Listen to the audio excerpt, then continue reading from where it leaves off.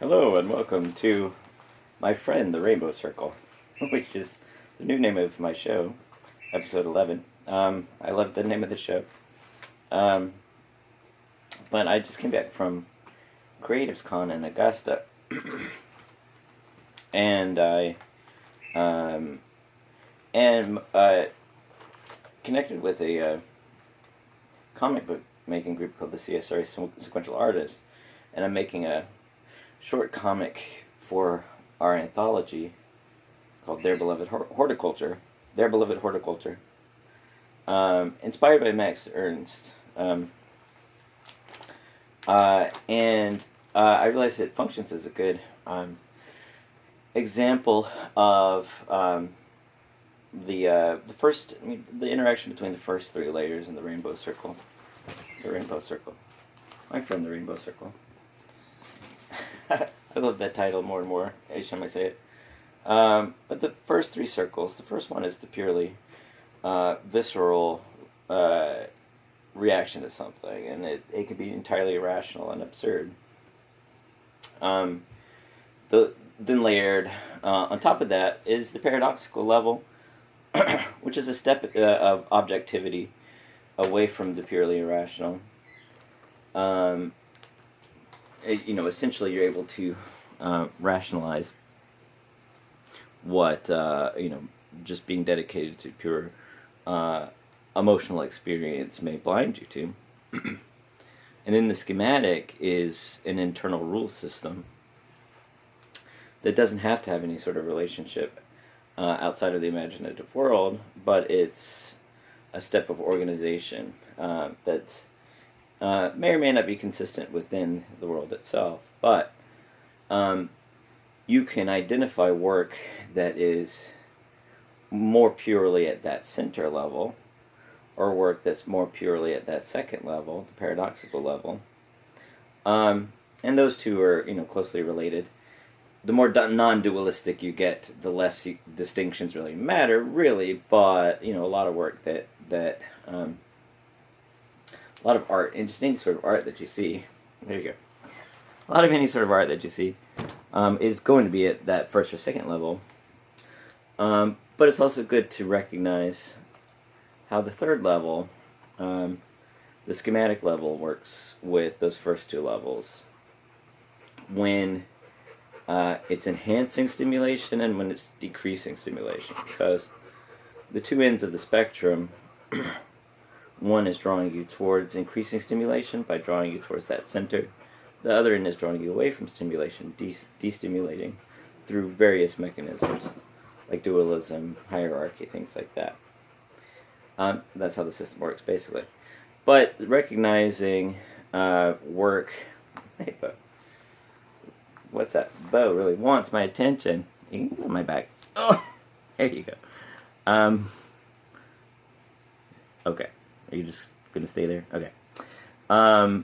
So recognizing work, just understanding how these things relate to each other, recognizing work that is much more purely in that center, the non-dualistic center, the more absurd, visceral, irrational, and comparing that to the more schematic, especially. I was about to talk about chance operations, and there's chance operations right there. But Their Beloved Horticulture is a collage comic. That it doesn't really have a story, so but it's composed by chance operations, and the chance operations are really just looking at different pictures that seem to go together, and judging whether or not I should put them together based on just a purely visceral response to their juxtaposition of those images. And the word balloons or narrative boxes or whatever that make it seem like a comic, it's arguable whether or not it is, those are really chosen by the same means. So this might end up being the cover. It is a work in progress, so these are not finished, but I don't care. I don't care about showing work in progress. I enjoy it. This is the cover of Their Beloved Horticulture. This guy with parrot wings. But yeah, I might change all of this. But just the process is to look at little parts that don't quite fit, or like this little part is kind of standing out. I would cover over that, but I do the same thing in writing. Chance operations, the juxtaposition of elements within the story, organized based on the stimulation of the juxtaposition with each other. Here's one that I like. This one. This one's probably mostly done. This is one with more text to it. But the text is just irrational. Chicken was meant to soar. I don't know. I found that in a magazine. Let's see. I'll show you one of my favorites. This is one of my favorites. Still a work in progress. Sort of the Sacred Heart of Jesus. Some sort of weird glue anomaly turned red and ended up in the middle here. But it says, on Easter, a Hail Mary answered. One of the more rational and obvious of some of these pages are glued together and might be totally ruined. Chance operations. That doesn't bother me too much. This is one laid out more like a comic. Not finished, of course. I'll go through and see just the little parts that aren't quite working. But even very young kids are keenly aware of how quickly their parents could vanish. That's a viscerally stimulating line. That's kind of terrifying. This guy over here. This is like I'm reading a kid's book. This guy says, "Who was Jesus of Nazareth, and what was he like?" So yeah, not an actual story, just a rational juxtaposition. How can we get safe? Still a work in progress. So I got to clean up a lot of this. This one, I'm not sure where this one's going, but there's an interesting shape to that one, but no text to that one yet. Nicole Kidman. And a lot of these, I cover over faces for practical reasons to try to avoid copyright issues. Like this one, covering over the face. But I do also like it's kind of terrifying. And I wonder, I talked in some other videos about feminism, and I wonder how people will respond to me covering over women's faces. Of course, ultimately, it's a viscerally stimulating image, and technically I'm doing it for copyright reasons, and it is terrifying regardless of which way you interpret it. That's kind of the goal, is to make it a little scary, and it is scary. But my inspiration was Max Ernst. I'm not going to pronounce the French, because I'm no good at pronouncing French. The Week of Holiness, I think, is what that means. I need to get better at French if I love the Surrealists so much. But what I think it was something like the Week of Holiness in English. The Week of something. But it was an inspiration. This is a book that he put out full of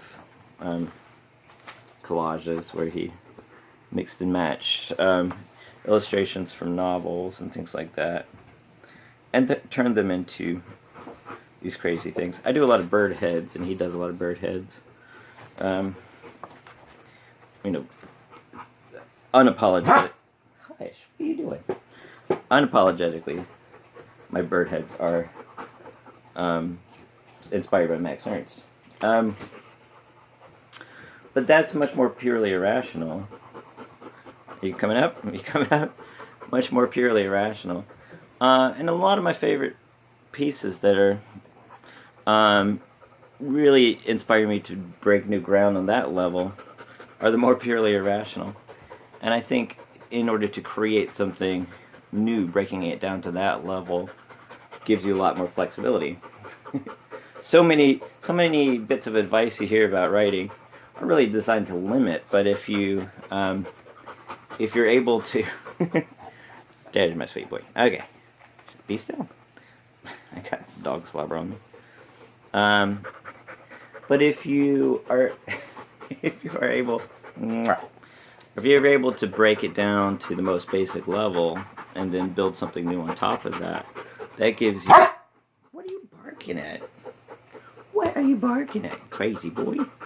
But if you're able to break it down to the most basic level and build something else on top of that, okay, you're gonna get down. You're gonna get down. Okay, that's enough. It's hot, and you are very hot. Okay, it is summer. You don't realize it is summer in South Carolina. I don't need doggies all over me right now. What was I? But if you break it down to the most irrational level, you're able to, the most purely absurd level, you're able to build on top of that. And when that shows up in fiction or any sort of writing, playwriting, for example, Ionesco's one of my heroes. And I mentioned the chairs. There's all kinds of stuff like that in the chairs, as being one of my favorites. But others that inspire me are like Daniel Carms. I'm sure I'm mispronouncing his name. Just as an example, he does fiction, if you want to call it fiction. And I mentioned Burroughs before. Certainly, Burroughs does this in a lot of his fiction, if you want to call it fiction. I don't really care if you actually call it fiction or not. It's still very inspirational work. But it seems alien to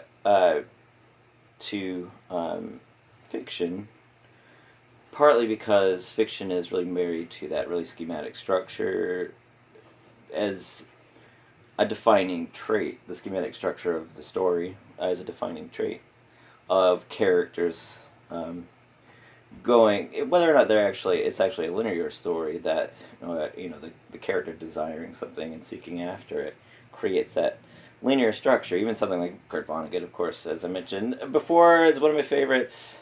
He slices that up, but what's really compelling about the characters is they still have that desire that they go after. Even Billy Pilgrim is unstuck in time and is chopped to pieces just throughout the text. He still has an arc. But you could see it. You could see that much more visceral level, a lot more easily in other art forms, as I mentioned, abstract expressionism. And one story I'm working on is about Aretha Franklin. It's called "Come Where the Dewdrops of Mercy Shine Bright." That's right. That's the title. Come where the dewdrops of mercy shine. I'm going to do that without stumbling. Come where the dewdrops of mercy shine bright. There you go. I need to practice that in case anybody ever cares and I ever want to tell anyone about it. I'll tell you, Siko. I have a story about Aretha Franklin called "Come Where the Dewdrops of..." I'm going to stumble again. Come where the dewdrops of mercy shine bright. So, I'll listen to songs to figure out which song I'm going to reference. I mean, the story it has an irrational juxtaposition, but it's still schematic. I'm going to get to that in a second. But it's about a star. It's sort of a riff on Melancholia, the Lars von Trier movie. But it's about a star that appears all of a sudden after Aretha Franklin died. And it shoots out these solar flares. And the solar flares cause people to suddenly be overcome with ecstasy and start singing and performing Aretha Franklin songs. I'm not sure where it's going. That's part of the problem. Is I'm not sure. That part of the gimmick sort of played out, and so I need to shift into another part. But I'm not going to overthink it. Chance operations. That's how I work. Other people work differently, but that's how I work. But I listen to Aretha Franklin songs just to get ideas of different ways to progress. But there are moments in Aretha Franklin songs when she's hitting the high notes, when it's, this is kind of the idea of the story, when it's this pure sound that hits you in the gut, and Burroughs talks about this all the time, but this pure sound that hits you right in the gut. And there's no real rationality to it. There's no story to it necessarily. A lot of the songs do have stories, of course, but it's not hitting you right in the gut because of the story. It's hitting you on a pure irrational level because of the sound of it. And you can really integrate that sort of thing into prose. I'll talk about that too. I'm going to run out of things that I haven't already talked about. But it can hit you in the gut on the pure level of sound, just like abstract expressionism can hit you in the gut on the pure level of visuals and colors and shapes and what have you. So if you break it down to that level and you build from there, that gives you infinite possibilities. And so then you build to the schematic level. So, and an example that, another thing, just at the Creatives Con, if you, the main things represented at the Creatives Con were comic books, anime, and wrestling, and there was a wrestling show. This is why my voice is not in great shape, because I was screaming, for the wrestlers. But, for the most part, I mean, I'll probably make a video just about all of this. I mean, there's all kinds of complexity to really studying and understanding how this works in wrestling. But for the most part, the joy of watching a wrestling show is just the shape of the... It's like dance. It's the shape of the movements and the interaction of the bodies and the visceral impact of the impact. But you also have you have rules, but but in that case, rules just function to enhance the narrative. They enhance to translate the narrative. If you just randomly had two guys just get in the ring, or two women get in the ring, there was a women's match too. If you had two or three or four or whatever, just get into the middle of a space and start hitting each other, there's a lot of visceral impact, and it's irrational. And still a lot of the really complicated principles that really govern the underappreciated complexity of wrestling will still apply, but it translates as an effective narrative because of the rules exist. So it communicates to you who's a good guy and who's a bad guy. And then you have, I might have talked about epic epithets before, how just in improvising a story, that's just something that really comes in handy. It's something that's just repeated like that. So the structure of, this is going off into a tangent, but the structure of wrestling has a lot to do with things like epic epithets, and rules that exist for the sake of narrative alone. And they just help shape the visceral impact of the story, and ultimately enhance it, so that you're not resisting. So, but if we're just watching two people fight, and that's all there was, it would be stimulating, but it wouldn't last long because you'd become numb to it if it's just two people fighting, because of the structure that helps enhance it. It helps translate it, but also enhance it in such a way that it extends the stimulation. So the structure of the story has nothing really to do with real world rules. Really, it sort of imitates real world rules. It's existing just for the narrative, but it's functioning to translate it to the reader, but also extend the stimulation. So you can apply something like that to like a novel, which is a longer story. Audiobooks could be 7, 8, 9, 10 hours long, 20 hours long. So you're extending the stimulation across just a longer span. And so, the schematic structure functions not as anything necessary or inherent to, some universal rule, but it functions as a tool to extend the stimulation of the text over the span of that particular form. And the same is true with comics. Of course, I came home with comics. Well, this one just happens to be sitting here. I mentioned Doctor Strange. Doctor Strange. Another Doctor Strange. But part of the delight of Doctor Strange, I do need to make a whole video about Doctor Strange. Of course, that'll get me some clicks, I'm sure. Oh, I got this one. This is The Best Defense, which is a new, or not new, but relatively recent little mini-series. And that's Scotty Young? I think that's Scotty Young. Scotty Young also did Wizard of Oz. This is Marvelous Land of Oz. It just happens to be sitting here, just by chance. Chance operations, once again. But part of the delight. This is nerds get into this. Wrestling nerds. Also, I have my the Ugly Ducklings were there too, and so I have my Ugly Duckling shirt on. But be a wrestling nerd or comic book nerd or what have you, part of and this sort of connects to Ready Player One, my last video. Part of the joy of being a nerd is what are you barking at? Okay, yeah, you just get on. Okay. Talking about being a nerd. You're not a nerd, you're a cool girl. You're a nerd. You're definitely a nerd. I'm trying to do something. I am trying to do something. You're in my way. I love you, but you have to stop doing this to me. No, I'm just kidding. It's fun. I could close the door.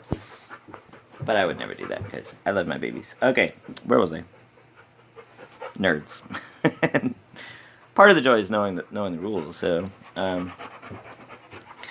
it's the schematic part of it, and it doesn't have anything to do with actual real world rules. They're gonna knock over everything because I can't stop fighting. Stop fighting.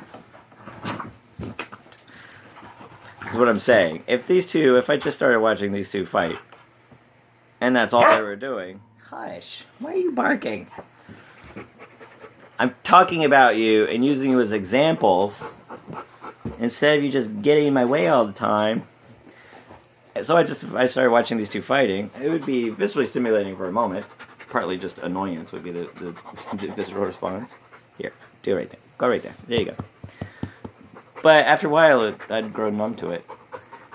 But if you put a narrative around it, that's kind of how wrestling started, and it remains simple. Okay, here you go. Down right there. It remains simple, if it gets too complicated, people complain, of course. It doesn't have to be any more complicated. People want it to be fairly simple on one level. But, stop. But it's designed to take this very simple form of just two people fighting, or 4 people fighting, or whatever. Why are you barking? Why you gotta bark? Why you gotta get on my lap? Okay, I love you, but don't go to my lap right now. But, what was I saying? They're being especially desperate for my attention today. I don't know why. What was I saying? Oh, yeah, part of the joy of being a nerd of any kind, but specifically a comic book nerd, which I know very, very well, is knowing the history, knowing, the context, but also knowing the rule system. And Doctor Strange is sort of doubly delightful in that way. Very nerdy way of describing it. Because it's like a magic story within a greater. It's like I describe it as being as if you had the Star Wars universe and then Lord of the Rings inside of it. But and people will complain about Doctor Strange being a Deus Ex Machina, and Deus Ex Machinas are a problem when they're inorganic, but that's just another way of saying it wasn't set up as part of the schema earlier in the story, so the writer's not really carefully setting it up as something that would organically happen as part of the schema of the story from the beginning, so coming at the end is just a convenient way of fixing the story. But that's really just in bad Doctor Strange stories. Usually Doctor Strange stories by Brian Michael Bendis, who doesn't know anything about Doctor Strange. But if you, or people will say he has infinite power, which is not true. I can get real nerdy and break down. He has, I think I've counted 20 powers that he relies on a regular basis. He can do other ones, but usually there's a storyline behind it. He doesn't just do random powers or anything he wants to do. Ooh, it's thundering. Siku's gonna get scared and jump on my lap. Okay, he's gonna get scared and jump on my lap. It's okay. I'll protect you. I'll protect you. It's okay. I'll protect you. This is turning into the dog narrative today. It's okay. It's just thunder. It's not gonna hurt you. What was I even saying? This is distracting me. Off topic. Well, it came up with I thought of a good example, or I recognized a good example of when this shows up. Part of a lot of the work I do, that's such a crappy way of saying it, a lot of the stories that I do, much more neutral word, a lot of the stories I do are, I would call them magical realism just because that's, the easiest way to explain them. But the way magical realism works is a schematic disconnect, and Kafka really inaugurated that to a significant degree. A lot of Latin American authors, of course, Borges and Garcia Marquez, most famously. But with Kafka, the example, like the Metamorphosis, the schema is the realism of the story. This is where magical realism comes in. And it's a bad name, but most genre names are really, really bad names. The schema is realism, and that's when thinking about realism in a story, the best way to think of it is as a schema. It's an internal structure to the story that you can manipulate. You can establish how this particular reality works. That gives you near infinite possibilities. Where if you think of realism as actually depicting reality, you have very limited possibilities. So one schema is realism, and then you introduce this break in the schema, the Ungeheuer Ungeziefer, the monstrous vermin, and the schematic expectation might shift into a fantasy story or a horror story. If it's a horror story, everybody treats it as a horror. But if it's a magical realist story, everybody treats it as mundane. So it's a schematic, a break from schematic expectations. And so the example of this that I was listening to a podcast about a book called Bunny, which I'll probably never read. I'll probably never read for two reasons. One of them is about killing bunnies. Bunnies are my favorite animals. Nothing personal, dogs. I don't own bunnies because I can never be worthy of them. I have a little bit of weird issues about bunnies. But bunnies are my favorite animals, and I can never read anything where they're dying. I love Night of the Lepus up until they start killing the bunnies. It's a great fantasy to think, giant bunnies destroying the world. The only flaw in that movie, I should watch that movie backwards. The only flaw in that movie is that they kill the bunnies. But anyway, so I can never read it because this is one reason I was reading it was I was listening to this podcast because it was about a book called Bunny, and I thought I should really read this book for obvious reasons. But let me find out if they kill the bunnies. But another reason I'll never read it is because it's about a creative writing workshop, and I just find descriptions of that really obnoxious. but it's also it's making fun of the creative writing workshop, which is enjoyable to a degree, but it's really dark and bitter and violent, which to a degree is appealing. I for my creative writing workshops, I just thought they were all useless. I liked a lot of the people leading them, but the biggest problem with them, one of the biggest problems with them, there's so many problems, but one of the biggest problems with them is they accomplish a social function more than an artistic function. They make you feel good about interactions with people and they don't actually do anything useful other than that. So I liked, 90% of the workshop leaders. So it's appealing to make fun of the creative writing workshop, but not, I wouldn't do, the podcast described it as a scorched earth policy on it. But it was making fun of, some of the same things that I have a problem with. Just the idea that so much time is wasted on jargon, as they said. I just say the meaningless cliches that are never explained. The justification is never clearly explained or accurately explained.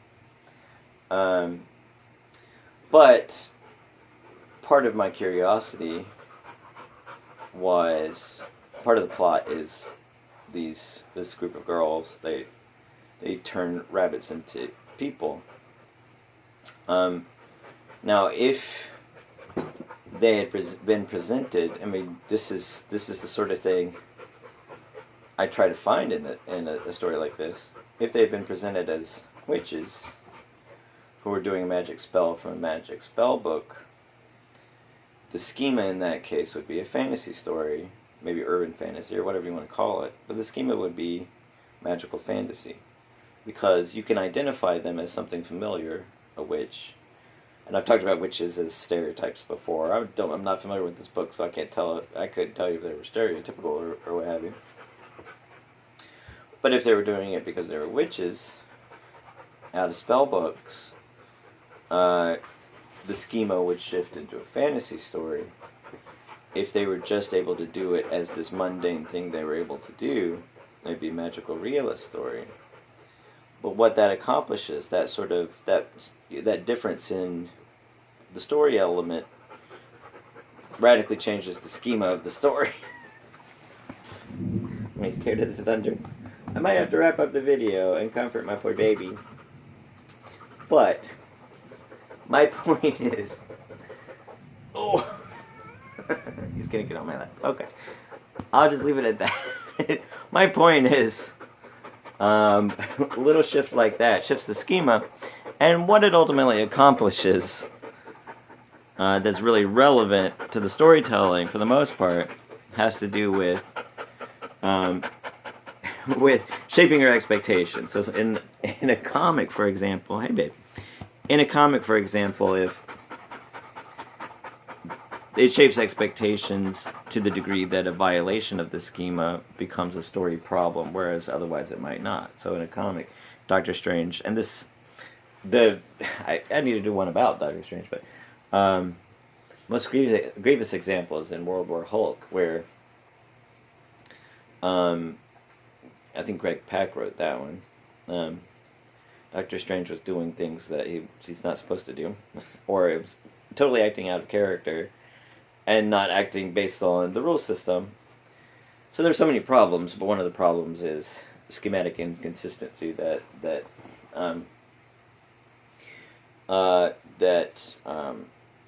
ruin the story. And it's an interesting concept for a story, World War Hulk. But I can never love it because Doctor Strange acts like a complete moron in that story and breaks his own rules. So it can be something basic like that. It can create a mood. So a story like Bunny, you can have a very different mood if it's a fantasy story about witches, or if it's a satire. That was another question they had, or if it's just on a purely mundane level, whereas it's this schematically consistent with the schema of reality, except for this element that is outside of reality and that creates this sense of the uncanny, this disjunction with your expectations about reality as a schema. So it can change the mood, or it can help translate to the reader, or it could function on a practical level to extend the stimulation of a narrative.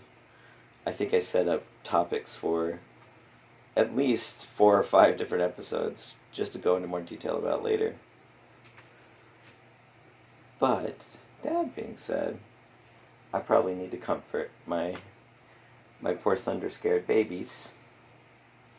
That one's not scared of the thunder. That one's scared of the thunder. But I will see you on the next episode of My Friend the Rainbow Circle. The greatest name for a YouTube show in the history of YouTube shows. I might have mentioned my superstitions at one point, which makes me want to vamp for a second so that the time runs down to 37. It's entirely irrational superstitions, but superstition is a comforting schema. A schema can function to comfort to a certain degree, and comfort can function effectively to temper a purely visceral image. So, as I said, 2 people fighting or 2 dogs fighting, you get numb to it over time. If you throw in a comforting schema, or one of the other levels that functions to comfort, that can temper that so that it becomes no longer an image bound to numb the viewer, so it becomes more translatable. The translatable part, that can function in a couple different ways, just communicating the emotions of, shaping and communicating the emotions of the visceral image, but also extending the impact of the visceral image, but also tempering it. It can function to temper it. The farther you get from the center of the rainbow circle, which used to be the name of the show, the farther you get from the center of the rainbow circle, the closer you get to the more comforting, destimulating end of the spectrum. So even though it's not perfectly comforting, it's a step towards that comforting expectation. So if you think of, part of the significance of the schema being setting up expectations of the reader so that you can either fulfill them in the Doctor Strange example, or you can subvert them in the, any sort of magical realist example, and you can shape and create different emotional values by... I thought of... I'm going to comfort Seiko in a second. I'm going to comfort you in a second. I thought of an example from a workshop that went really badly. I had a story called Vanishing Point, which is still one of my favorite stories.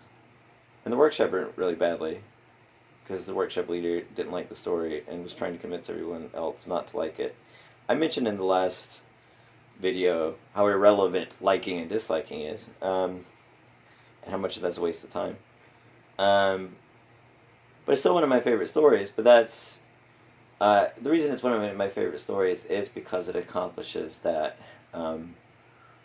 more purely absurd end of the spectrum, the more purely visceral end of the spectrum, by not providing any schematic explanation, not providing, and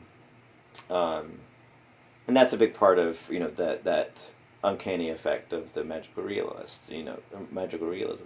So if there was an explanation for why Gregor Samsa becomes an Ungeheuer's Ungeziefer, it turns it into a very different story. But the lack of explanation creates that uncanny mood. So this story, Vanishing Point, I feel like I accomplished that. But they're trying to explain it as a satire. And I had that problem. I have a story called The Living Needle. I had that problem with The Living Needle, where I was aiming for that more purely absurd or magical realist vibe, but much of the workshop was dedicated to identifying the metaphor and identifying what it stood in for and what have you. Which is not what I was aiming for at all, and that was a problem. And partly it was useful for it, entirely indirectly, it was useful for showing me that I had failed to actually accomplish the level of irrationality that I was aiming for. But now I'm yammering. But that's okay. My cat is now eating my bracelet from Creatives Con. Hopefully this was useful. I have no idea. I enjoy it. At the very least. That sort of parallels what I was just talking about. If it doesn't actually add together to make any kind of sense at all, I hope it does, but I don't know. If it doesn't add together to make any sense at all, at least I enjoy it. I don't know if anyone else ever will. But have a good day. I'll see you. Stay still. Okay. Have a good day. Bo says bye too. Bye. She won't let me turn her into a puppet quite as often as Spike will, but she says bye. See you next time.